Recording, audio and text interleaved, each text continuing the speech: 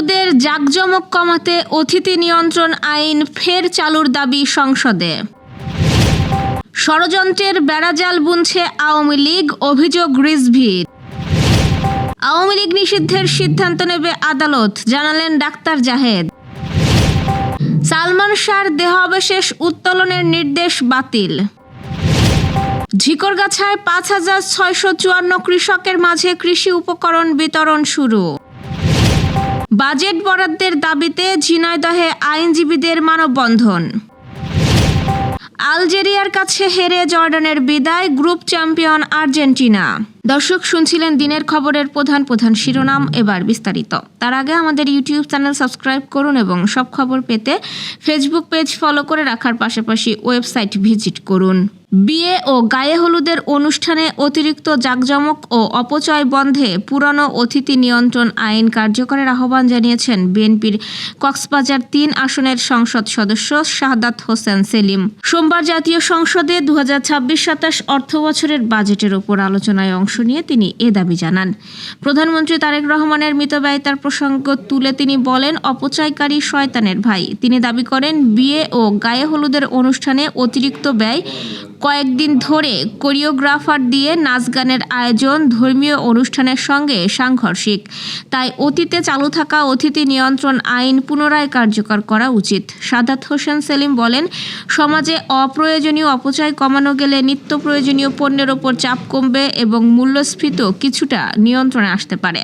এছাড়া তিনি ৬৫ বছরের ঊর্ধ্ব প্রবীণ নাগরিকদের জন্য ব্যাংক, স্বাস্থ্যসেবা ও অন্যান্য সেবা খাতে বিশেষ সুবিধা ও আলাদা লাইনের ব্যবস্থা চালুর আহ্বান জানান। কার্যক্রম নিষিদ্ধ আওয়ামী লীগ গণতান্ত্রিক সরকারের বিরুদ্ধে নতুন করে ষড়যন্ত্র চক্রান্তের জাল বিস্তারের চেষ্টা করছে বলে অভিযোগ করেছেন বিএনপির সিনিয়র যুগ্ম মহাসচিব ও প্রধানমন্ত্রীর রাজনৈতিক উপদেষ্টা রুহুল কবির রিজভী।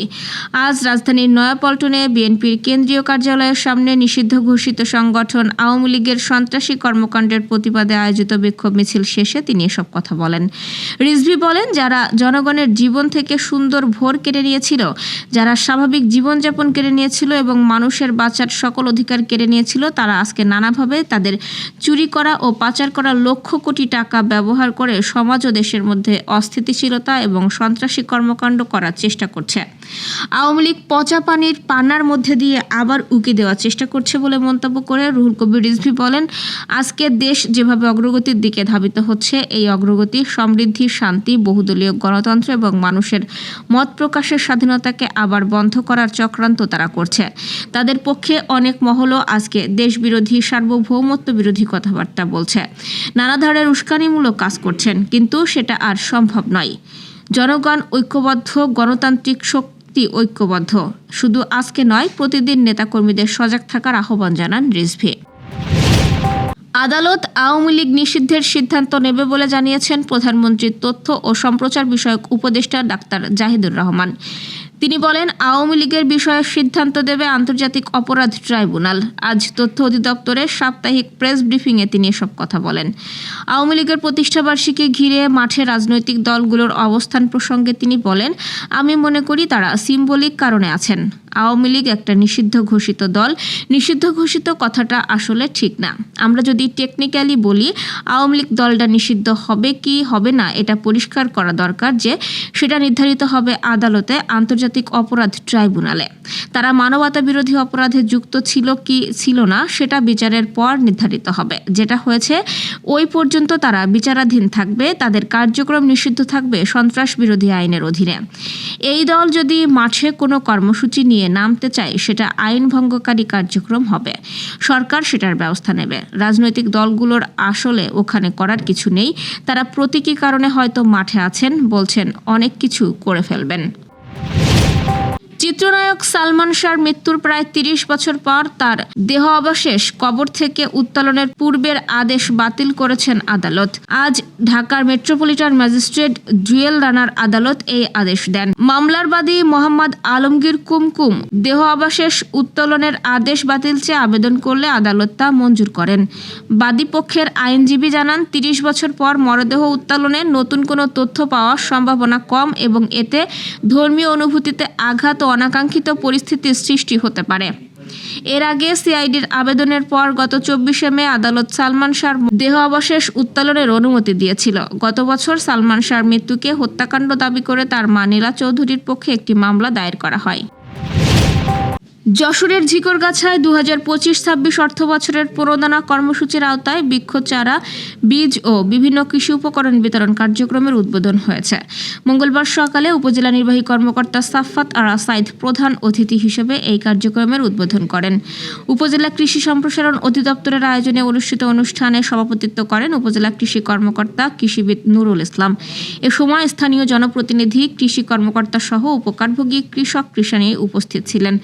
উপজেলা কৃষি অফিস জানিয়েছে, প্রণোদনা কর্মসূচির আওতায় শীতকালীন পেঁয়াজ বীজ উৎপাদন বৃদ্ধি এবং রোপা আমন ধানের উপকরণ সহ বিভিন্ন সামগ্রী মোট 5,654 জনের তালিকাভুক্ত কৃষকের মাঝেই বিতরণ করা হচ্ছে। বিচার বিভাগ ও আইনজীবীদের উন্নয়ন ও কল্যাণ ফান্ডে বাজেট বরাদ্দের দাবিতে ঝিনাইদহে মানববন্ধন কর্মসূচি পালিত হয়েছে। আজ মঙ্গলবার সকালে ঝিনাইদহ আদালত চত্বরে এই কর্মসূচির আয়োজন করে জেলা আইনজীবী সমিতি। এতে ব্যানার ফেস্টুন নিয়ে সমিতির নেতৃবৃন্দ সহ আইনজীবীরা অংশ নেয়। সে সময় জেলা আইনজীবী সমিতির সভাপতি কাজী একরামুল হক আলম, সাধারণ সম্পাদক শফিউল আলম, সাবেক সভাপতি ও PP advocate SM Moshiur Rahman সহ অন্যরা বক্তব্য রাখেন। সে সময় বক্তারা বলেন, বর্তমানে আইনজীবীদের কল্যাণ খাতে যে বরাদ্দ তা একেবারে অপ্রতুল। একজন আইনজীবী মারা গেলে বার কাউন্সিল থেকে মাত্র 10 লাখ টাকা সহায়তা দেওয়া হলেও 30 থেকে 40 বছর আইন সেবা প্রদানকারী আইনজীবীদের জীবনদশায় পর্যাপ্ত আর্থিক সুবিধা নেই। তাই আইনজীবীদের কল্যাণে বাজেট বরাদ্দ বৃদ্ধি ও জীবনদশায় অধিক আর্থিক সহায়তার দাবি জানান তারা। আলজেরিয়া ও অস্ট্রিয়াকে হারিয়ে আগেই বিশ্বকাপের নকআউট পর্বের টিকিট কেটেছে আর্জেন্টিনা। অপেক্ষা ছিল গ্রুপ চ্যাম্পিয়ন হওয়ার। তা শেষ হতে বেশি সময় লাগলো না। জর্ডানের বিপক্ষে আলজেরিয়ার জয়ের সুবাদে এক ম্যাচ হাতে রেখেই গ্রুপ সেরা হয়ে গেল বর্তমান বিশ্ব চ্যাম্পিয়নরা। আলজেরিয়াকে 3-0 গোলে উড়িয়ে শিরোপা ধরে রাখার অভিযান শুরুর পর গতকাল সোমবার রাতে ডালাসে অস্ট্রিয়াকে 2-0 গোলে পরাস্ত করেছে আর্জেন্টিনা। 5টি গোলই এসেছে অসাধারণ ছন্দে থাকা তাদের অধিনায়ক মেসির পা থেকে। আলজেরিয়ার বিপক্ষে হ্যাট্রিকের পর অস্ট্রিয়ার বিপক্ষে জোড়া গোল করেন তিনি। টানা 2 জয়ে পূর্ণ 6 পয়েন্ট নিয়ে যে গ্রুপের পয়েন্ট তালিকার শীর্ষে আছে আলবি সেলেস্তারা। গ্রুপ পর্বে নিজেদের শেষ ম্যাচে আগামী রোববার জর্ডানের কাছে হেরে গেলেও তাদের অবস্থানের কোনো নড়চড় হবে না।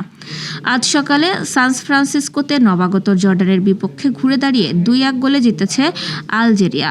ম্যাচের 36তম মিনিটে নিজের আল রাশদানের লক্ষ্যভেদে লিড পায় জর্ডান। এগিয়ে থেকেই বিরতিতে যায় এশিয়ার দলটি, তবে দ্বিতীয়ার্ধে উজ্জীবিত আলজেরিয়াকে তারা আটকাতে পারেনি। 69তম মিনিটে বদলি নাদির বেনবুয়ালি ম্যাচে সমতা টানার পর আফ্রিকার দলটি 82তম মিনিটে জয়সূচক গোল পাইয়ে দেন আমিন গৈরি। দর্শক, এ ছিল দুপুরের আয়োজন। সন্ধ্যার খবর দেখার আমন্ত্রণ রইল। এতক্ষণ সাথে থাকার জন্য ধন্যবাদ।